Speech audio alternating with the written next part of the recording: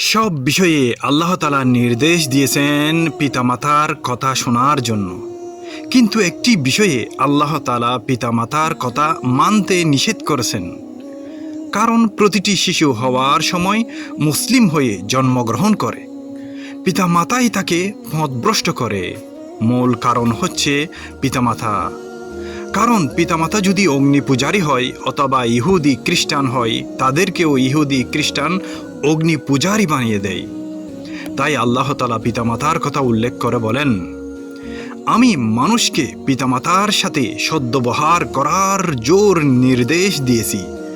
যদি তারা তোমাকে আল্লাহর সাথে এমন কিছু শরিক করার জোর প্রচেষ্টা চালায় যার সম্পর্কে তোমার কোনো জ্ঞান নেই, তবে তাদের অনুগত্য করো না।